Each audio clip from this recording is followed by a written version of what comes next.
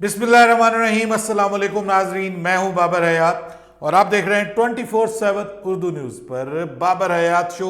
नाजरीन, पाकिस्तान और इंग्लैंड की टीमों के दरमियान तीसरा T20 मैच, और अगर एग्जैक्टली कहें तो ये दूसरा T20 मैच होगा जो पाकिस्तान और इंग्लैंड की टीमों के दरमियान होना है। होना कहाँ पे है? कार्डिफ में होना है। और कार्डिफ में होने वाले इस मैच से पहले, इस मैच के हवाले से बुरी खबर आ रही है, जो आपको सबसे पहले मैं ही ऑब्वियसली बताऊंगा, क्योंकि आपको पता है कि बुरी खबरें बताने में तो मैं वैसे ही मशहूर हूँ। आप सब कहते हैं बाबर भाई हमेशा बुरी खबरें लेके आते हैं, लेकिन क्या करें, अगर खबर हो, अच्छी हो या बुरी हो, वो दोनों आप तक पहुँचानी ज़रूरी है। बहरहाल, पता नहीं, ये मुमकिन है पाकिस्तान के लिए अच्छी खबर भी हो जो मैं आपको बताने जा रहा हूँ, और बुरी भी समझ सकते हैं, अच्छी भी। कुछ लोग कहेंगे भाई अच्छी हो गई, ये अच्छी खबर है हमारे लिए, जिस तरह की क्रिकेट इस वक्त पाकिस्तान की टीम खेल रही है। दूसरे नंबर पे हम बात करने जा रहे हैं जनाब के पाकिस्तान का नया नायब कप्तान कौन होगा, और इस हवाले से अब पाकिस्तान क्रिकेट बोर्ड भी सामने आया है, और वो जो शाहीन को ऑफर करवाने वाली बात है उसके ऊपर भी बात हुई, और दो नाम और सामने आए हैं। एक नाम का तो आपको ऑलमोस्ट पता होगा, लेकिन एक हैरान कुन नाम सामने आया है नायब कप्तान के लिए। क्या वो नायब कप्तानी कबूल करेंगे या नहीं करेंगे, या फिर कोई तीसरा फैसला किया जाएगा? वो तीसरा फैसला क्या होगा वो भी मैं आपके साथ शेयर करने जा रहा हूँ आज के इस प्रोग्राम में। और आज़म खान को लेकर के शाहिद आफरीदी ने बड़ा शदीद किस्म का उसके ऊपर क्रिटिसिज्म किया है, और इसके अलावा साइम अयूब पे भी क्रिटिसिज्म हो रहा है काफ़ी ज़्यादा। इस हवाले से बात करेंगे आज के इस प्रोग्राम में। रावलपिंडी के क्रिकेट फैंस के लिए बहुत बड़ी खुशखबरी है, उनके लिए बहुत बड़ी खुशखबरी है। रावलपिंडी क्रिकेट स्टेडियम में क्या होने जा रहा है ये भी आज की इस वीडियो में मैं आपको बताने जा रहा हूँ। लेकिन आगे बढ़ने से पहले आपसे गुजारिश कि अगर आप हमारे नए व्यूअर हैं तो प्लीज़ हमारे इस चैनल को जल्दी से कर लीजिएगा सब्सक्राइब, और बेल आइकन को पुश करना मत भूलिएगा। मुझे फॉलो कीजिए इंस्टाग्राम पे @बाबर शो, और हमारे पेज को फेसबुक पर लाइक कर लीजिएगा। तो जनाब, सबसे पहले मैं आपको बता देता हूँ जी कि पाकिस्तान की टीम ऑब्वियसली बर्मिंघम से कार्डिफ पहुंच चुकी है, जहां पर 28 मई को पाकिस्तान और इंग्लैंड की टीमों के दरमियान मैच होना है, और ये मैच वहां के मेयारी वक्त के मुताबिक शाम 6:30 बजे होना है। यानी ये almost day and night match है। और आपको पता है कि पिछला जो मैच था वो वहाँ के मेयारी वक्त के मुताबिक 2:30 बजे हुआ था, दिन 2:30 बजे। और ये मैच जो है ये अब रात के वक्त होने जा रहा है, और ये पाकिस्तान में फिर 10:30 बजे रात को इस मैच का टाइमिंग है। पाकिस्तान की टीम वहाँ पहुँच गई है, और ऑब्वियसली अब हमें अगला मैच खेलना भी है और देखना भी है कि होता क्या है हमारे साथ इस मैच में। लेकिन उससे पहले हमारे लिए बड़ी बुरी खबर है। हम ये बात करें कि फलां को इन करो, फलां को आउट करो, कॉम्बिनेशन दुरुस्त करो, ये करो वो करो, उससे पहले बुरी खबर ये आ गई है कि इस मैच के होने के ऊपर भी क्वेश्चन मार्क हैं। जी हाँ, पिछला मैच तो हमारा बगैर बारिश की दखल अंदाजी की हो गया, लेकिन इस मैच में राइट नाउ एक दिन पहले समझ लीजिए या 2 दिन पहले समझ लीजिए, इस मैच में जो बारिश के चांसेस हैं कार्डिफ में वो कुछ 76% हैं। और अगर आवरली आप देखें तो भी कोई अच्छी खबर नहीं है कि ये सारा दिन जो है वो बारिश होते रहने के चांसेस हैं, और ये लाइट रेन है, वो वाली रेन नहीं है।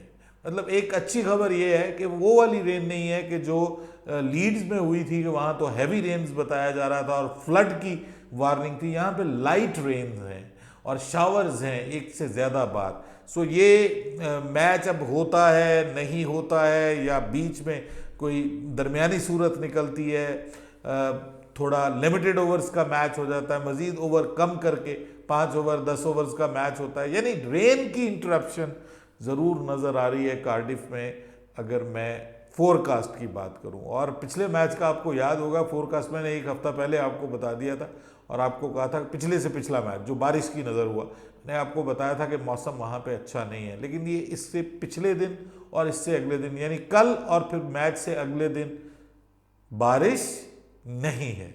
यानी ये भी हमारे साथ अजीब सा ड्रामा हो रहा है जी, कि जब हमारा मैच आता है तो बारिश हो जाती है, आगे पीछे बारिश है नहीं है। तो ये दूसरा मैच हो सकता है अनफॉर्चुनेटली कि जो बारिश की नज़र हो सकता है, वॉश आउट हो सकता है। आज पाकिस्तान और इंग्लैंड की विमेन टीम का मैच भी वॉश आउट हो गया, और जैसी हमारी विमेन टीम खेल रही है उन्होंने भी सुख का सांस लिया होगा कि कम से कम एक और शिकस्त जो है वो हमें मिलने से बच गई है। और पाकिस्तान भी मुमकिन, आप भी ये कहेंगे बाबर भाई ये तो अच्छा ही होगा कि अगर मैच ना हो कम से कम हमें एक और हार से बच जाए, लेकिन भाई बात यह है कि खेल कर तगड़े तरीके से जीतना और हारना ये मर्दों का काम है। ये नहीं है कि अब हम कहते फिरें कि जी बारिश हो जाए, और ये जो स्केपिज्म है ना ये ठीक नहीं है। हमें ये नहीं कहना चाहिए कि बारिश हो जाए। बाबर आजम ने बहरहाल कहा है जी कि अगर फ़खर जमान थोड़ी देर तक मज़ीद खेलते रहते तो पाकिस्तान ये मैच जीत जाता। सर ऐसा ही होता है, जब आप हारते हैं तो बहुत सारे इफ्स एंड बट्स होते हैं। थोड़ी देर तक इफ्तिखार खेल जाते तब भी बहुत अच्छा होता, थोड़ी देर तक मज़ीद इमाद खेल जाते तब भी अच्छा होता, और थोड़ी देर तक अगर आपके जो टेल एंडर्स हैं वो भी खेल जाते तो जनाब आप फिर भी मैच जीत सकते थे। तो ये तो कोई एक्सक्यूज़ ना हुई। आपके जो प्लेयर जिम्मेदार हैं, मुझे कल किसी ने कहा कि आप सिर्फ शादाब के पीछे पड़े हुए हैं, बाकी लोगों की भी तो जिम्मेदारी है। आप जो है वो आज़म खान के ऊपर बात करें, आप साइम अयूब के ऊपर बात करें। देखिए मैंने पिछली वीडियो में भी कहा कि साइम अयूब को हम टू मैनी चांसेस दे चुके हैं, और अगर वो नहीं परफॉर्म कर सकता तो जो परफॉर्म करने के काबिल है उसको टीम का हिस्सा बनाया जाए। मतलब आप किसी को क्यों इतने चांसेस दे रहे हैं, वजह क्या है? मतलब ये हैरानकुन सिचुएशन है। और मेरे ख्याल में इस पे पाकिस्तान की जो टीम मैनेजमेंट है वो ऑब्वियसली सोच रही होगी। आज़म खान के ऊपर बड़ी शदीद किस्म का क्रिटिसिज्म शाहिद आफरीदी ने कहा। उन्होंने कहा इस जिस्म के हामिल किसी शख्स को मैं अपनी टीम के करीब भी घुसने नहीं देता। फिर उन्होंने कहा कि ठीक है मैं उसकी तारीफ भी करता हूँ, वो तगड़ा है, छक्के लंबे मार लेता है, लेकिन उसकी फिटनेस नहीं है। फिर उसको आप बतौर एक विकेट कीपर ले रहे हैं, तो जो कैरेबियंस हैं वहाँ पर बॉल नीची रहती है और आपको विकेट कीपर को बिल्कुल ज़मीन के साथ लग के रहना पड़ता है, और उनके लिए इस जिसामत के साथ वो कहते हैं कि वो ही इज़ नॉट सूटेबल कि वो वहाँ पर जो है वो विकेट कीपिंग कर सकें, उनके लिए बहुत मसला होगा। तो बहरहाल जी वो आज़म खान तो अब टीम का हिस्सा है, अब वर्ल्ड कप का भी हिस्सा है, स्क्वाड का भी हिस्सा है। अब इसमें क्या किया जा सकता है? मतलब रिजवान को आज़म खान की जगह फिर आप रखें ना उसको, हमारा जो न्याजी है, ही इज़ वे बेटर। आप एक तगड़े फील्डर को और एक अच्छे खासे बैट्समैन को जिसने 2 मैचेस खेले और दोनों मैचेस में उसने वो काम नहीं किया कि या तो 2 बॉलों पे आउट हो गया, 2 चौके मारे फिर आउट हो गया, उसने बाकायदा इनिंग्स को वो आगे लेकर के गया है, तो आप उसको मौका देते। लेकिन प्रॉब्लम यही है कि हम डिसीजन करते हुए बहुत लेट हो जाते हैं, और आज़म खान के ऊपर भी बात होती है। बाकी सब ने अपनी जिम्मेदारियां क्यों नहीं निभाई? बाबर आजम की नेट रन रेट के ऊपर बात हो रही है। खुद रमीज़ राजा ने बाबर आजम को क्रिटिसाइज किया है, और उन्होंने कहा कि बाबर आजम स्पिनर्स के अगेंस्ट स्ट्रगल कर रहे हैं, बार बार वो स्पिनर्स का शिकार होते हैं। बाबर आजम भी होते हैं, मोहम्मद रिजवान भी होते हैं। तो उन्होंने कहा कि ये तो हमारे लिए बहुत बड़ा मसला है। देखिए हमारी टीम वर्ल्ड कप के लिए फुली रेडी नहीं है, ये मैं आपको क्लियर बता दूं। हम वर्ल्ड कप खेलने के लिए मुकम्मल तौर पर तैयार नहीं है। हमारे कॉम्बिनेशंस में मसले हैं, हमारे स्पिन बॉलिंग का मसला है, उसके बाद हमारे बैटिंग ऑर्डर का मसला है। ये इतने सारे मसले जब आपके साथ हो जाए ना, तो फिर आपको एक आधा मसला तो आप इग्नोर कर देते हैं, लेकिन जब इतने ज़्यादा मसले हो जाए तो फिर प्रॉब्लम बनती है सर। इसलिए Pakistan team is not yet ready for the world cup, और ये वर्ल्ड कप हमें भूल जाना चाहिए। बहुत ही अगर हम खुशगुमानी रखें ना, तो चलिए अगले मरहले में पाकिस्तान की टीम पहुंच जाएगी, लेकिन वहां पर जाकर सिर्फ फास्ट बॉलिंग के सर पे आप जीत नहीं सकते। आपको प्रॉपर स्पिनर खिलाना पड़ेगा, आपको अपने बैटिंग ऑर्डर को दुरुस्त करना पड़ेगा, और फिर एक और बंदा जो आपकी टीम में आपने छुपाने के लिए रखा हुआ है वो और कुछ नहीं कर सकता सिवाय विकेट कीपिंग के। और वो भी अगर इम्पॉर्टेंट मौके के ऊपर, अगर वो पिछले मैच में भी एक बॉल थोड़ा पीछे खड़ा हुआ था, आई थिंक सो कि वो बॉल रोकी जा सकती थी, वाइड बॉल थी, और उसके ऊपर 5 रन बने थे, यानी पीछे से मौसूफ ने बाउंड्री करवा दी थी। तो ये मसले हैं पाकिस्तान टीम के साथ, और ये मसलों के अलावा जो है वो और भी मसले मसाइल हैं, जैसे नायब कप्तानी का भी एक ड्रामा शुरू हुआ।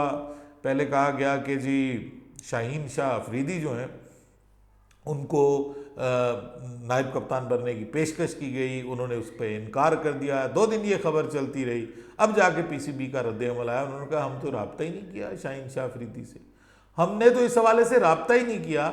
और ज़राए बता रहे हैं कि जो रब्ता किया गया है, जो कंसीडर किया जा रहा है वाइस कैप्टनसी के लिए, वो 2 नाम है।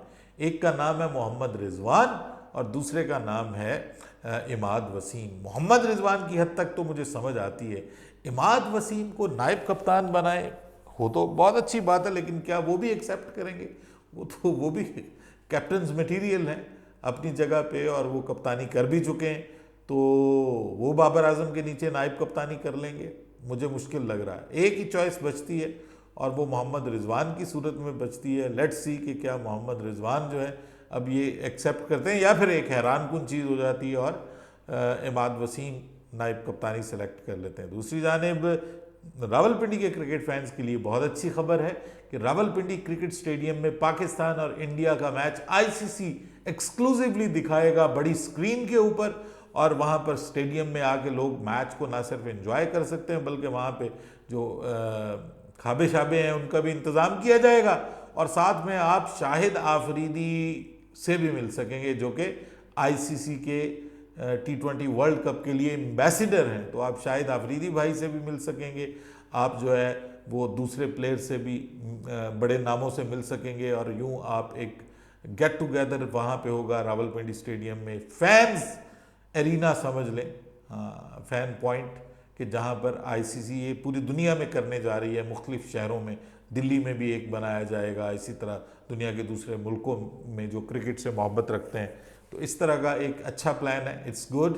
तो देखते हैं ये कैसा रहता है, कैसा चलता है। बहरहाल शोएब मलिक ने ये कह दिया है कि साइम अयूब को बाहर कर दिया जाए और जो बैटिंग ऑर्डर है वो चेंज कर दिया जाए, और उन्होंने कहा कि बैटिंग ऑर्डर में स्टार्ट जो है वो फ़खर जमान और रिजवान करें, और ये जो प्लेयर्स हैं आज़म खान और इफ्तिखार अहमद, इनको प्रॉपर नंबरिंग पे लाया जाए ताकि इनको थोड़ा टाइम मिले सेटल होने के लिए। आप ये जो शादाब खान को ऊपर लेके आ रहे हैं, ये गलत फैसला है सर। जो आप इन्होंने कहा है उसमें ऑब्वियसली एक बात तो हो सकता है कि हो जाए, और वो ये है कि ओपनर जो है वो चेंज हो जाए। लेकिन क्या ओपनर जो है ये होंगे हमारे फ़खर जमान को नीचे से ऊपर लाया जाएगा बतौर ओपनर, या फिर उस्मान खान को मौका दिया जाएगा? ये वो सवाल है जिसका जवाब हमें मिलेगा। लेकिन उससे पहले देखना ये है कि ये मैच होता भी है या नहीं होता।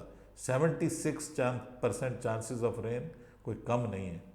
आईपीएल ख़त्म हो गई, और आपको पता है कि आईपीएल का आज का मैच ख़त्म हुआ तो जो चैम्पियन है वो बने हैं जनाब केकेआर, और बहुत ही डिसअपॉइंटिंग किस्म की परफॉर्मेंस सनराइज़र्स हैदराबाद की जानिब से देखने को मिली है, और वो जो परफॉर्मेंस है उसकी बेस के ऊपर सनराइज़र्स हैदराबाद ने एक बहुत बड़ा मौका चैम्पियन बनने का गंवाया है। लेकिन शाहरुख खान की केकेआर इस बार चैम्पियन बनने जा रही है आईपीएल की। अपनी राय दीजिएगा कमेंट सेक्शन में। बाबर हयात को इजाज़त दीजिएगा। अल्लाह हाफिज़।